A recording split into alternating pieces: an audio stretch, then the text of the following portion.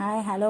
இன்றைக்கி நம்ம வீட்டில் என்ன இரவு உணவுன்னு பார்த்தீங்கன்னா உருளைக்கிழங்கு பூரி மசாலா உருளைக்கிழங்கு மசாலா பூரி இது தான் பார்க்க போகிறோம். அதுக்கு தான் உருளைக்கிழங்கு மஞ்சத்தூள் ஒரு பிஞ்சு சேர்த்து குக்கரில் போட்டு வேக வச்சாச்சு. நெக்ஸ்ட்டு கடாயில் எண்ணெய் ஊற்றி எண்ணெய் காஞ்சதும் கடுகு பொரிஞ்சதும் நெக்ஸ்ட் கடலப்பருப்பு கொஞ்சம் சேர்த்துக்கிட்டேன்.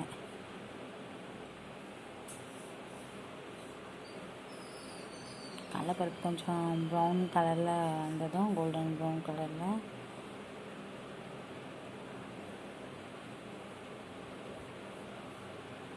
நெக்ஸ்ட் வெங்காயம் சேர்த்துக்கொண்டேன். வெங்காயம் பச்சை மிளகா ரெண்டுத்தையும் கட் பண்ணி வச்சுருந்தேன், அதை ஆட் பண்ணிக்கிட்டேன். நெக்ஸ்ட் இந்தாங்க சைடு குக்கர் விசில் வந்துடுச்சு. வெங்காயம் வதங்கிறதுக்கு ஒரு பிஞ்சு உப்பு சேர்த்துக்கொண்டேன். கருவேப்பிலை கொஞ்சம் சேர்த்துக்கொண்டேன், ஆட் பண்ணிக்கிட்டேன். நெக்ஸ்ட் வெங்காயம் கொஞ்சம் கிறிஸ்பியாகவே இருக்கணும், நல்லாவெல்லாம் வதங்கக்கூடாது. பூரி கிழங்கு கொஞ்சம் கிறிஸ்பியாக இருந்தால் தான் நல்லாயிருக்கும். ரொம்ப வதங்குச்சுன்னா நல்லா இருக்காது. ஸோ கொஞ்சம் கிறிஸ்பியாகவே இருக்கட்டும்.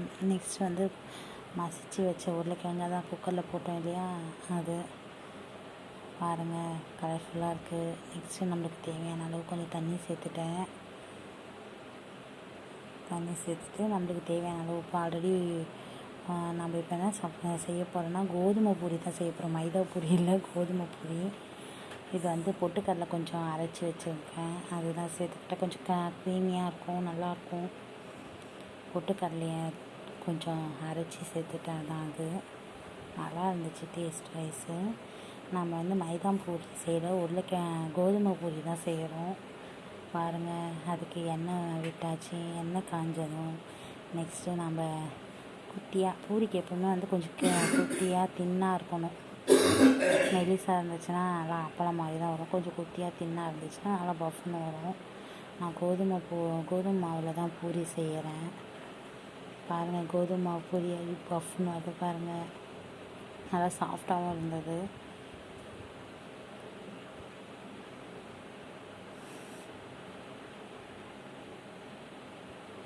பாருங்கள், எடுத்தாச்சு முதல் பூரி இது.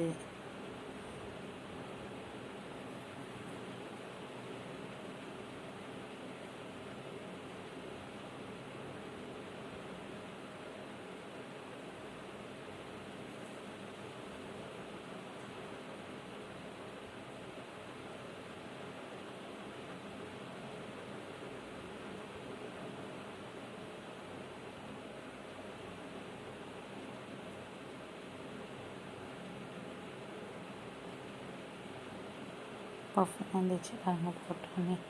ரெண்டாவது பூரி தான் கொஞ்சம் சொதப்பிடுச்சு, மூணாவது போட்டது கொஞ்சம் பஃப்னு வந்துடுச்சு பாருங்கள். யாருக்கெல்லாம் உருளைக்கிழங்கு மசாலா பூரி, அதாவது கோதுமை பூரி பிடிக்கும்னு மறக்காமல் நம்ம கமெண்ட் பாக்ஸில் கமெண்ட் பண்ணுங்கள், சரிங்களா?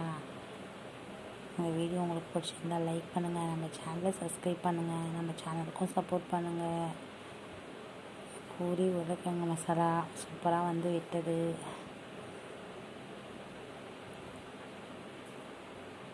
வாங்க,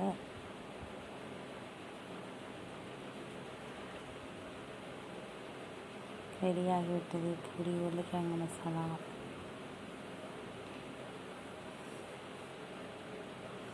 எடுத்தாச்சு. இது பாருங்கள், பூரி பஃப் பூரி கோதுமை பூரி உருளைக்கிழங்கு மசாலா. வாங்க சாப்பிடலாம்.